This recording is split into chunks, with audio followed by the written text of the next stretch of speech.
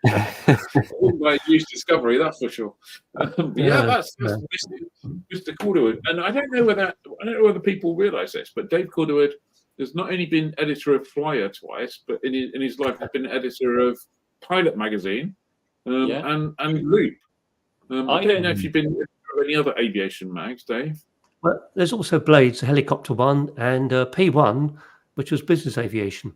So I think that we happen to have on our staff the most aviationist editor of all time. Yeah.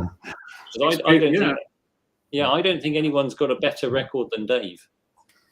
I don't think so. Well, I mean, James Gilbert, interestingly, he was at one point editor of Flying magazine in New York when it was run by Ziff Davis. Yeah. So he's sadly no longer with us. But and then of course so we've identified Dave, which just leaves us this person. So it's not too difficult to figure out who this is. It's the other half of the Cessna photo. Like you've got no legs. No legs, are there? Yeah, that was not 30 years ago. No, that wasn't 30 years ago. As you can see. Yeah, I'm not sure how I ever managed to extract myself from that. That was a pedal plane. It was a kit that I found at Friedrichshafen, and they sent me one for review, and then I built it. And it went in our Christmas special, and then we gave it to Airability, and it was auctioned off at one of the aviators' balls. So, brilliant. I mean, I think you have to say that if you just compare and contrast this to this, we kind of like we hadn't gone fully corporate, but that was a lot tidier. We had a cleaner. And have you got a photo of me from 1994 there somewhere? Have I got a photo? Yes, I have. Oh, what's happened? Sorry, my computer just went a bit funny. I've got a picture of you from 1994, which is that one. Yeah. So 1994. I was learning to fly. Or at least I've saved up all my money, and I went to Clacton and did my PPL in 3 weeks in the summer holidays from school. Wow! So that's me in 1994. I think that aeroplane might still be going. I'm surprised yours. Yeah. We know what your new project is modelled on now, don't we? Oh yeah, it's very very similar.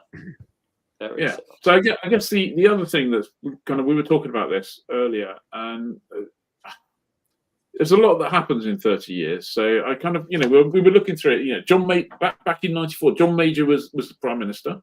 Boris Yeltsin was President of Russia. The Soviet Union had already collapsed. Bill Clinton was President of the US. He hadn't met Monica Lewinsky for another year. He met her in 2015, in 1995, apparently. The best-selling car was the Ford Escort, believe it or not even one that Dave would sell back then. There was the number one hit. I've never heard of this, but I'm not really into music like that. So other people, a song called "The Sign" by Ace of the Base, which I've never heard of either of those. I'm afraid. So I hope that Ace of the Base didn't become pilots and aren't listening now. And then there was the most notable one was the previous Christmas, and Dave found this because he's got the album. I think was Mr. Blobby by Mr. Blobby. But more importantly, in the time since in the intervening years, what's happened in aviation for you? What's been the big changes? It's an interesting thing. I mean, if you kind of look back, and I was looking through some pictures earlier. He says while he just quickly scrolling for it. I think probably one of the biggest things that it's been the growth of Cirrus. This is a picture from 1999 when they didn't have the SR-22. This was the SR-20, and they went from a company that was kind of exhibiting futuristic stuff at Oshkosh that no one really heard of or believed in, and ended up now as the completely dominant GA manufacturer with 4 models and three or four models, including a jet. Because Dave reminded us earlier that in '94, Bill Clinton signed into action the General Aviation Revitalization Act, didn't he? Which meant a whole bunch of manufacturers went, "Hey, we'll start making airplanes again." Well, Cessna, as it was Textron, they brought back independence, didn't they? Yeah, you could tell the restart ones, the very early restart ones, because the rivet lines going down the side were all a bit wavy. That's true. And then, of course, does anyone remember the Cessna brand new model? There was 2 brand new models. There was something called the Cessna, is it the NLG or something? The NGX. NGX? Was it new generation or something? Yeah, the next. That was due to take on the Cirrus. That's it. Yeah, they marketed that as it's the Cirrus killer. No, it wasn't. No, it wasn't. Well, I saw it fly once at one of the shows that AOPA had in the States. They did a flyby. They didn't land, so you could look at it or anything. It just did a flyby and disappeared. But that never saw the light of day. And then they had the Skycatcher, which was kind of a bit later, came for the LSA kind of thing. Yeah, and that didn't stick either. That was thinking, and I think that's it. That said, probably the biggest single thing that's happened over the last 30 years in terms of experience has really been the kind of, I mean, I hate to say it, but it's been, GPS for a start, because you get back to 94, GPS was super rudimentary back then. Moving maps were hugely clunky. And you look at the state-of-the-art kind of SkyDemon tablet app-based GPS navigation and software planning tools that we have now. That's just made everything so much easier and safer and better. Because in some respects, we're still flying aeroplanes that we were flying 30 years ago, but the tech just makes it easier. Yeah, I mean the regulations and the airspace and other stupid stuff makes it harder, but at least that part of it has become significantly easier. Yeah. Andrew Kennedy reminds us, as well as tech, probably the Rotax. That's probably one of the biggest deals as well. The Rotax 912. And I think that's only gonna become ever more important with the whole avgas issue that's sort of coming down the tunnel, isn't it?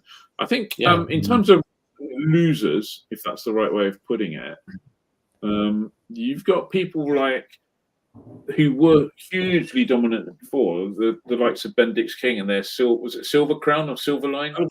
It's like people aspired to have a Silver Crown panel, didn't they?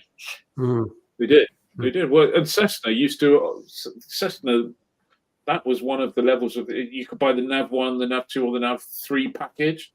The Nav 3 package all had like Bendix King stuff in, and I think a whole bunch of engineers from Bendix King went and joined and created Garmin, and the rise of Garmin has been all powerful ever since, really, isn't it? Yeah. I mean, there are other people around, but Garmin has really kind of just out-developed everybody else. The pace of development has just really ground everybody else into the ground, more or less, or at least, not ground them into the ground, but significantly so them, should we say? Yeah. Andrew Kennedy says, losers, airfields, we have less of them. That's true. Yeah. Yeah. Do we have more strips now? It feels like we have more strips than we had before. I don't know. It would be an interesting one, wouldn't it? I suspect people just didn't know strips were. We probably had more airfields, and we had strips, but people didn't know they were there. Maybe.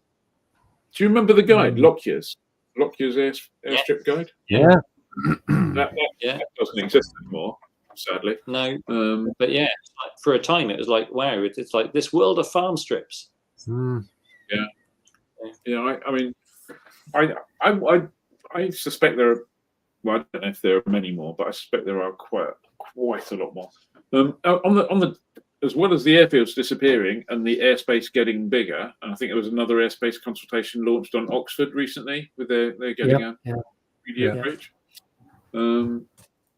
If you look at, I remember in those very, very, very early days, sort of 94, 95, I was talking to the CFI at European Flyers, which was a Blackbush-based school that doesn't exist now then, and he was saying the BCPL, which is the basic commercial pilot's license thing that you could get back then, that's being taken away and the CAA are cancelling it, and that's gonna be the end of general aviation. No one's going to become an instructor. It's terrible. Which it wasn't the end of general aviation, but it was a bit of a pain. And that we all then had to get used to a whole load of GAA regulations. Yeah. And then the GAA went away. We had to get rid of a whole load of EASA regulations, and EASA went through a couple of iterations. The first of which was a complete and utter disaster, and their implementation of flight crew stuff and Part M stuff was just mad. They've since got quite a bit better than that, but still got some mad things. And then, of course, now full circle, we're back with the CA and their licensing review to see where we go from there.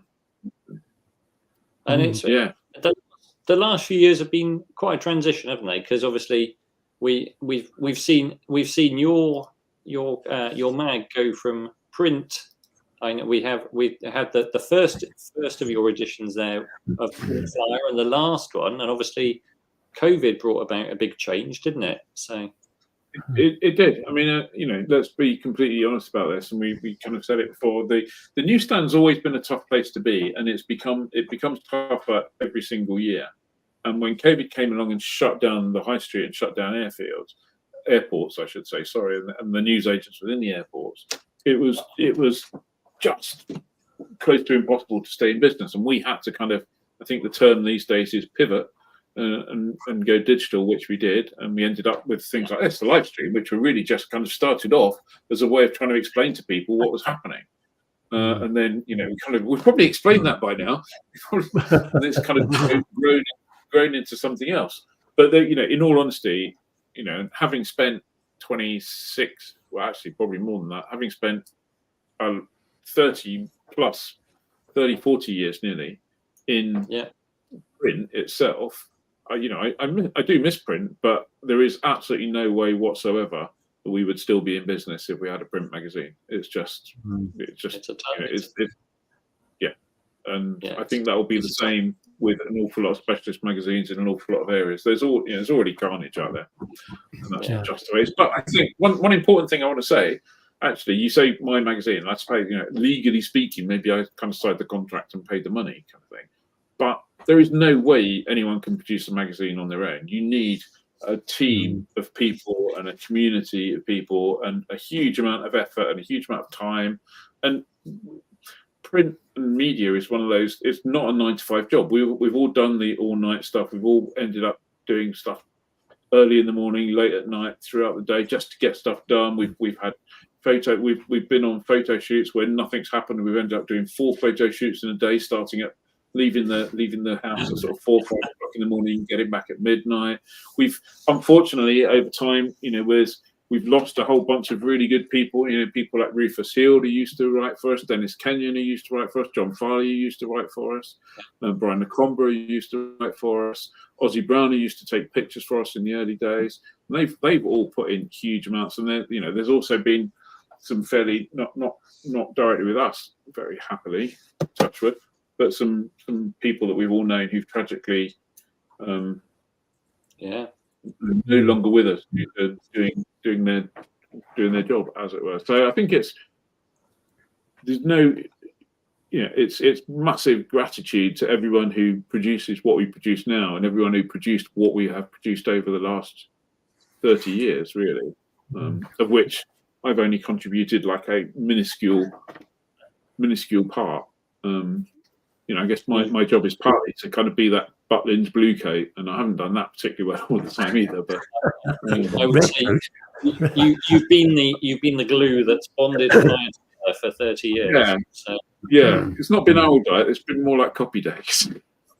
Well, you need that flexibility sometimes. Stuart Bruce said, the live stream, he said, was a sense of community when we couldn't go flying during COVID, and it's continued. So that's a positive from COVID.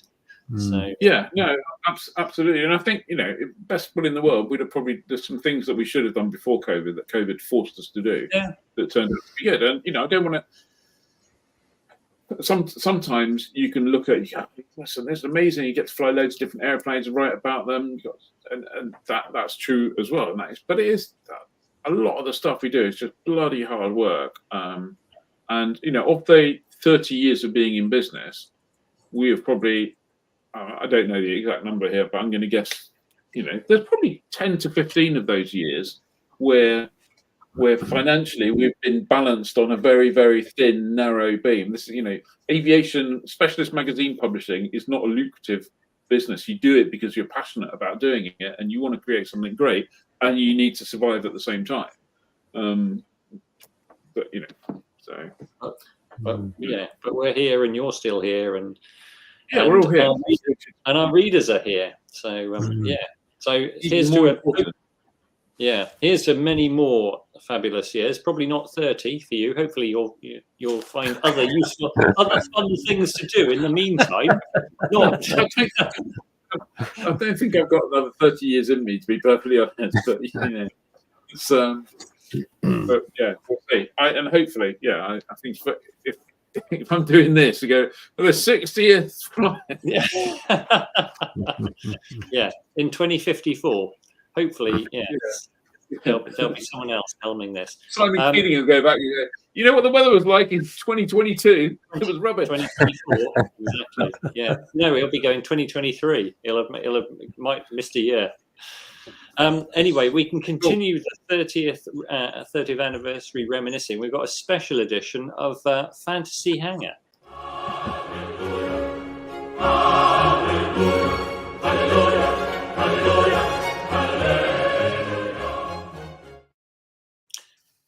We'll make you. There we go. We'll put you back to being. I was going to say, can you put me back to normal, please? Yeah, you, that was your moment, your big moment, literally. That was it. There's 30 years have been leading up to this. I planned it for the live stream to be on a runway. Yeah, so this week, we're celebrating the 30th anniversary of Sega Publishing buying Flying a magazine. So we figured we'd go looking in all the flight tests from those 30 years and pick our favourites. So who's first? I think we got Dave up first. Dave. Okay, well, I've chosen the Waco on floats.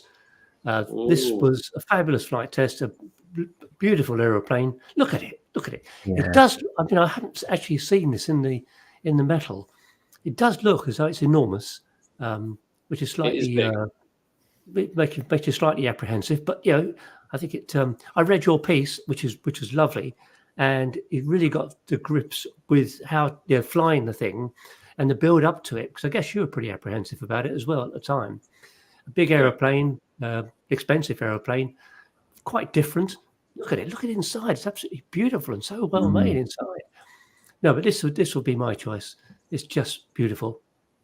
Yeah. And it was one of those airplanes that we knew it was, because Waco said, hey, we're going to build, we do the Waco new anyway, but we're going to put it on amphibious floats. And it's like, that's bonkers. And I remember when we saw it, because I was editor at the time, and I organised the flight test, and I was looking at it as Ian climbed up going, if Ian falls off this, he's really going to hurt himself, because it was a long way to fall, and there was a lot of stuff to hit on the way down.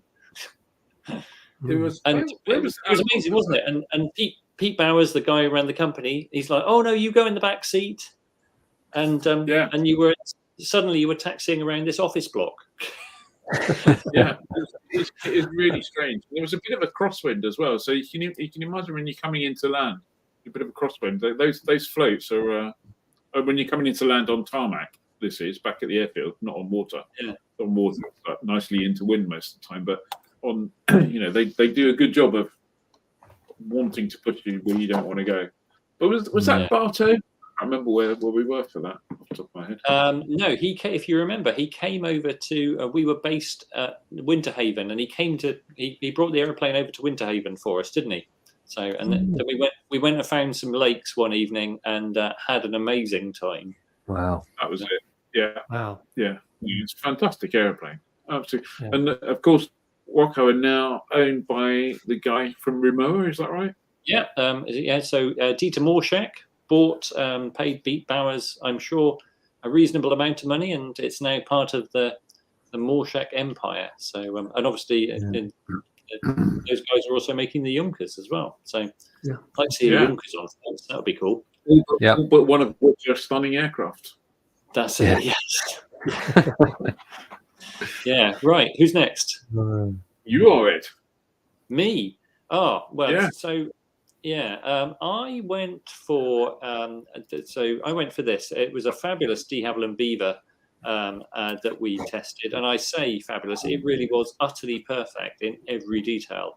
Ian and I got invited to fly it. We had tested the previous year. When I first started editing Flyer, I thought, hey, flight test, you just write to people with aeroplanes, you go, oh, that's cool, and you ask.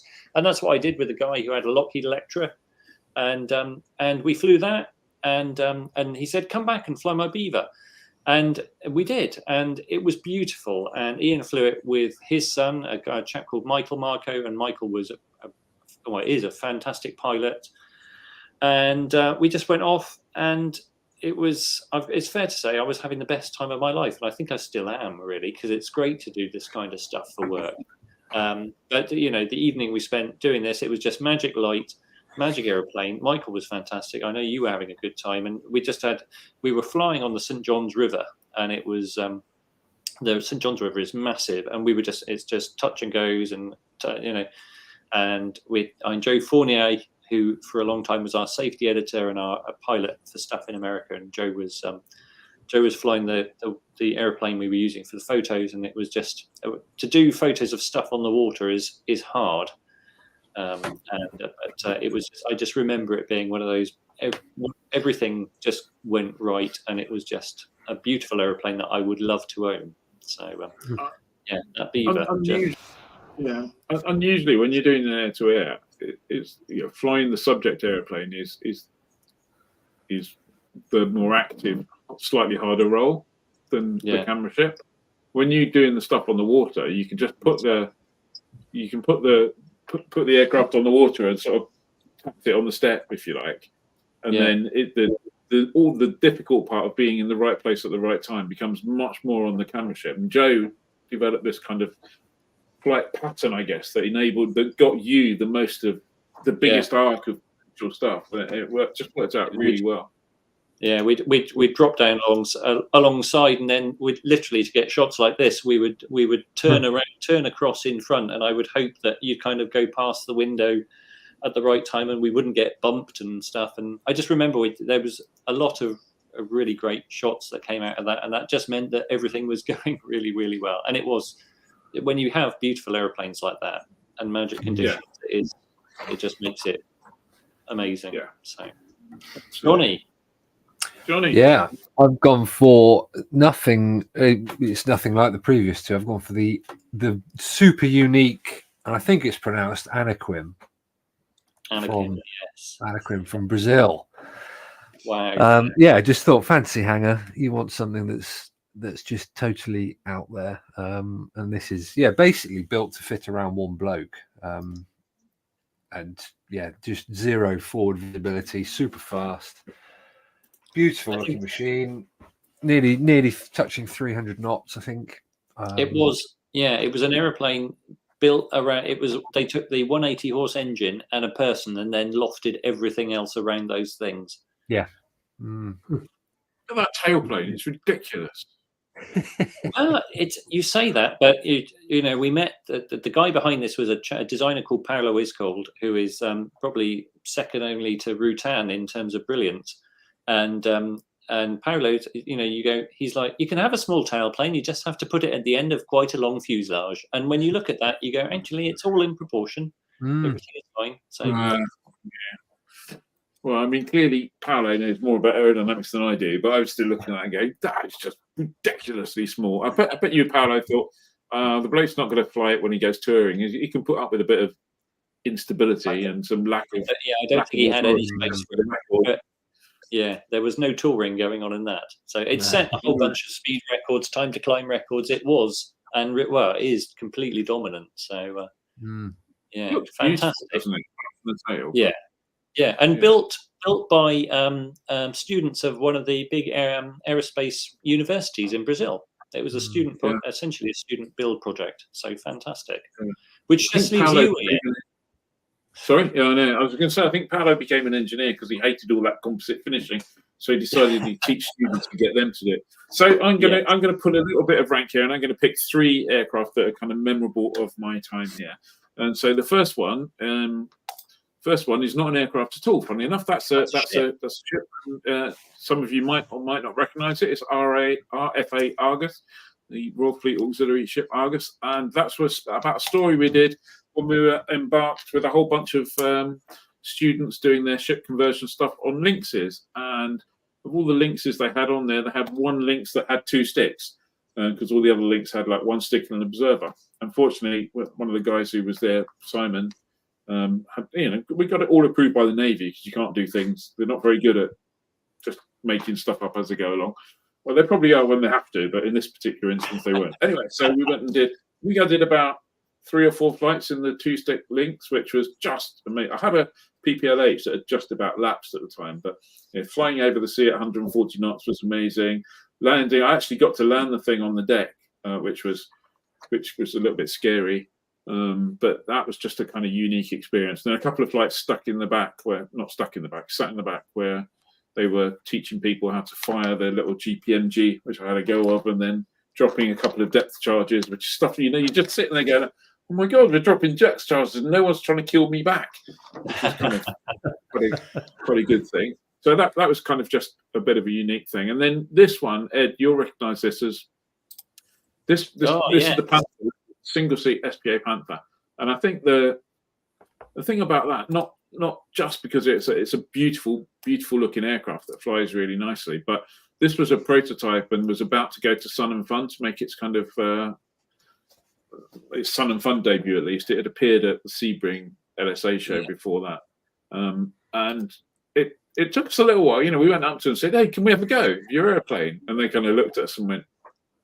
It was super open, really. And it was a guy called Dan Weisman. And again, it was early when I was an editor, and I think I'd said to you, hey, there's this cool aeroplane called the Panther. Let's see if they'll let you fly it. And you're like, it's single seat. They'll never allow that. And it took a few attempts, like you said, but not because of any issues. We went out to Florida twice. You were super serious about it. It's like, I need to make sure I can totally do this. And I think you went to Goodwood and flew with Mark Greenfield. Yeah. So there was so the first thing we did, he said, go and fly with a mate of mine who's got an RV. So I went and flew with a mate who's got an RV, and that mate obviously was fooled enough not to tell him to keep me away from it. And then I went to Mark Greener's. I went to Greener's in Goodwood, and I said, okay, I want to have I realise it's not an extra, but it's as close as I'm going to get. So I want you to brief me on the ground about how to fly an extra, but then and not touch anything inside. Just let me do it, unless we're going to crash, in which case you can take over, kind of thing. Obviously, no one wants to crash, and so Mark did that, and that was really useful as well. And then I think we had a couple of goes where we actually went to fly. Conditions weren't really good. Great, or the conditions not spot on, and we ended up at their air park, didn't we, where they lived? Yeah. And I think everyone was relieved at the end of the day when the airplane came back in one bit. It was incredibly trusting of Dan to let you have a go in, and it was literally Dan and maybe 2 or 3 other people had flown it who were like close friends, and one other aviation editor from the States. But Dan was super trusting, and of course you famously said, I want one. And that was 10 years ago, and still not LAA approved, sadly. Still not LAA approved. And I've spoken to people at the I wanted one, and I wanted to build one. It's not. I'm going to say it's not a hugely complicated build. It's not like building an RV3. I don't think it's clearly more complicated than anything I've built, but it's relatively straightforward. And I kind of wanted that as a bit of a relaxation, but the thought of trying to kind of take it through the LAA process would be more frustration than it would be relaxation. And so, someone else wants to get it done, that would be good. And then finally, the last one, sorry to bore you all and go on a bit, is this Lockheed Electra. This belongs to the same family as Ed's Beaver.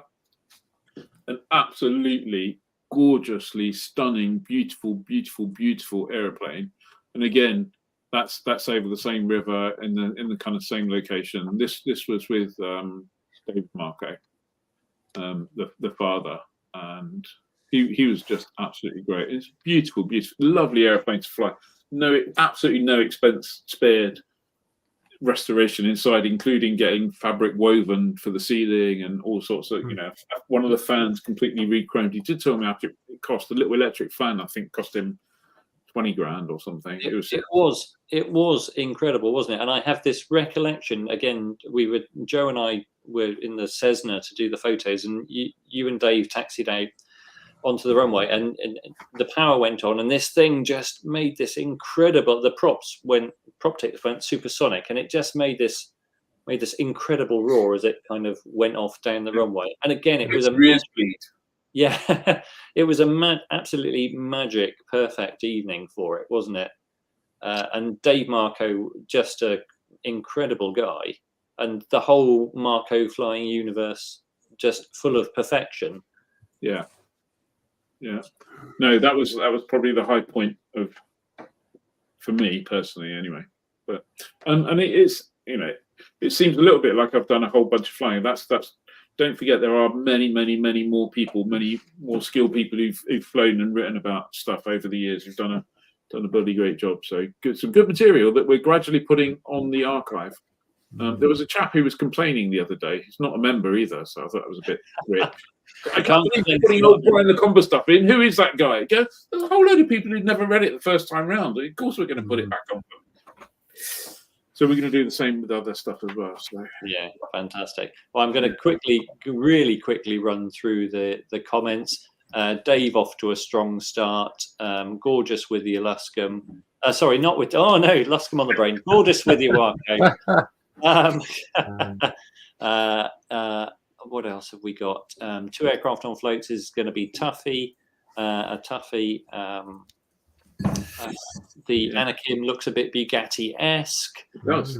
Dave White, I ran the tech side of a trial to clear links onto that ship that you flew onto. Wow. I do like the Panther, but Dave's Waco wins. Ed and Dave for a draw. And I think this was probably all before Ian rolled out the Electra, and there was a lot of Electra wins. Dave wins. I do love the Waco, Beaver and Electra. Waco and Beaver. Oh, Dave and the Lockheed, or maybe Ian and the Lockheed even. Dave wins with the Waco. Dave wins. Oh, it could be a fairly even spread, maybe. Oh, it's looking a bit like a Dave wins tonight. Yeah, I thought he everyone. Oh, there we go. Stuart Rue. Everyone wins tonight. It's the 30th. Yeah. Well, yeah. There you go. Oh, I think there you go. A bit of a score draw tonight, but Ed wins because he took most of the photos. Yeah, that's I've been very lucky. I've often thought, the Electra. I thought, I'd quite like to have a go in that. But it's always been amazing fun to take the photos. So yeah, and clearly you can have great background and great light, but that still doesn't mean you get great photos. No. Yeah.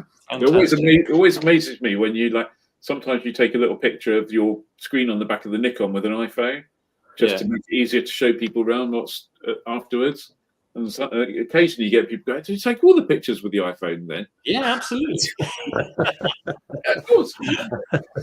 Anyway. What have we got? Some events coming up. I would think so. Yeah, there's a few. Starting to get the flying. So the Easter Bunny flying at Shuttleworth on the 30th and 31st of March. Private Flyer Fest is in Ireland at Ballyboy Airfield, 5th and 6th of April. Whirly Bird Sunday at North Coats on the 7th of April. That's enough for now, I think, but flyings are starting to happen. Definitely. Yeah. Definitely. Yeah. Cool. On that basis, it remains for me to say thank you very much, everyone, for watching. It's been an amazing 30 years. Hopefully there'll be a few more, if not 30 is a bit too many, but there'll be some more. So thank you very much for that. Thank you very much, team, for tonight and for being part of it along the way. It's been brilliant. I look forward to bigger, better, more, as we used to say at Future Publishing many years ago. Have a good one. Thanks. See ya. Bye-bye. Bye. Bye. Bye.